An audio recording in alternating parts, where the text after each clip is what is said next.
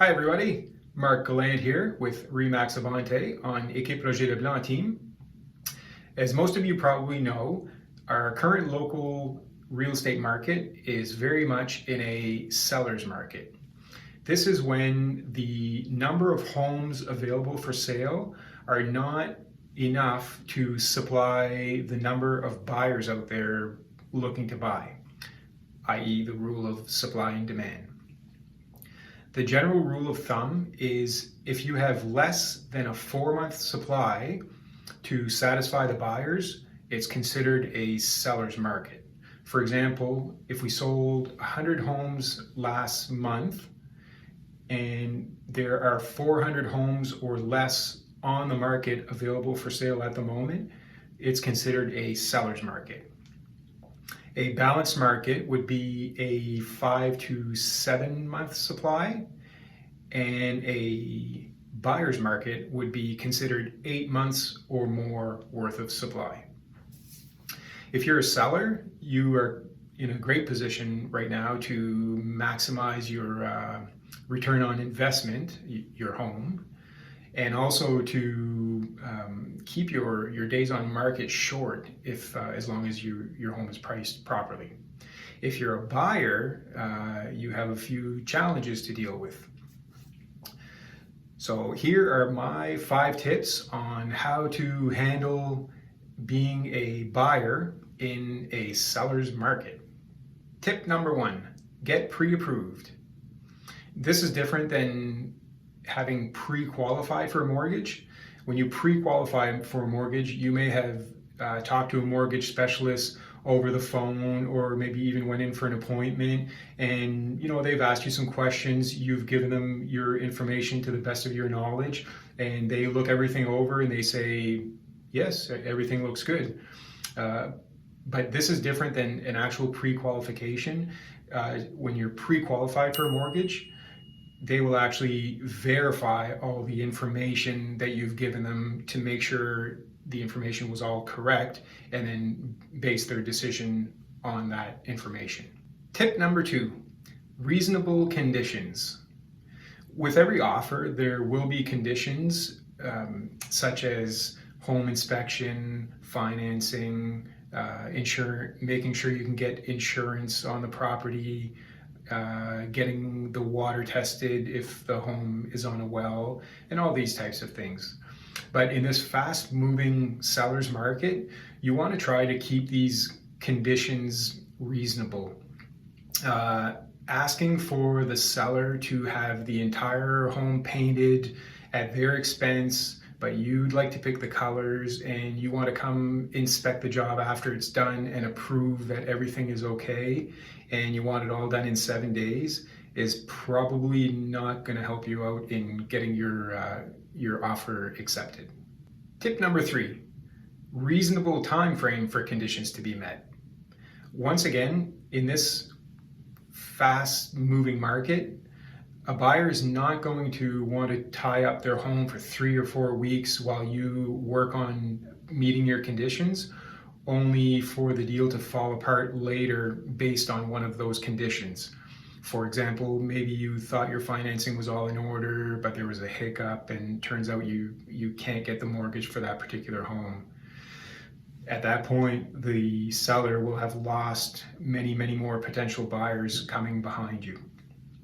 That being said, you do want to allow enough time so that the people that are helping you with your conditions, such as your mortgage specialist, your home inspector, the company that will do your water test if it's on a well, your insurance company, those types of people, they're all quite busy, especially with what's going on right now. So you want to make sure they have enough time.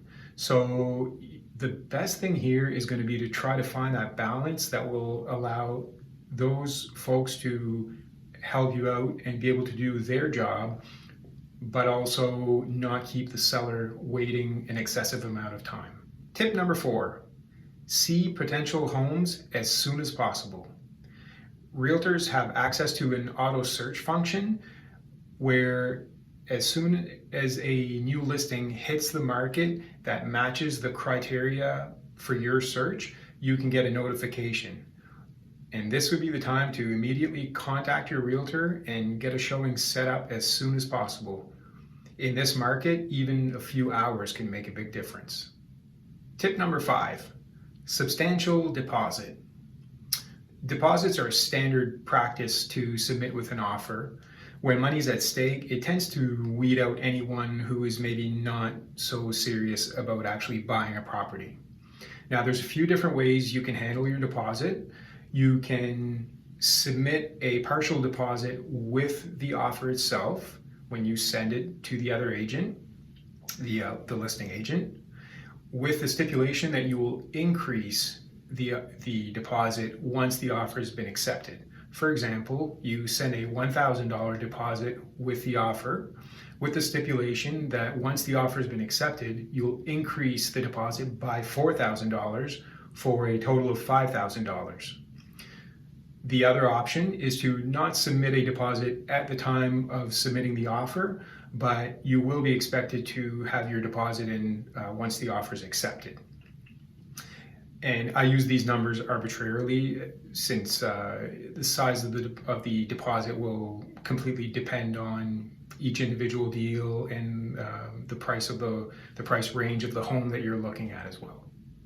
Okay, so those are my 5 tips on being a buyer in a seller's market. And as promised, I have a few bonus tips for you regarding multiple offers. So multiple offers, as the title suggests, is when you have more than one offer on the table. Now, a seller is completely free to receive as many offers as they can get, but once they've accepted an offer, they are bound to that particular offer. This is a tricky situation to navigate because, among other things, the details and dollar values of the offers you're competing against are not disclosed. So you're somewhat going into it blindly. I've been on both sides of the win-loss column in these situations. The winning side is much more fun. So based on my experience, here are my few bonus tips on how you can hopefully be successful in a multiple offer situation. So my first tip is no lowball offers. Consider your finances and basically go in with the highest price that you are willing to pay. It's very rare in a multiple offer situation that the seller will actually come back with a counter offer. What will normally happen is they either accept your offer or they reject it and they move on to the next one. So basically, go in with your best price. My second tip is to limit the number of conditions. Don't underestimate this one. It's not always about price. Sellers also want a smooth transaction and they want to get their deal done. If you can go in with a nice, easy, clean offer with very few conditions, this could very well set you apart from the other offers. For example, if you're working with the right mortgage specialist that's on the ball and really working for you, it could be a matter of that you could pick up the phone or send a quick email with the details of the property. The agent sends in the offer, and they might be able to actually type up your finance letter before actually sending in the offer, so that you can actually pass on the finance letter with the offer itself, therefore eliminating the condition of financing, which is always one of the big ones that people tend to worry about. And finally, try to accommodate the sellers.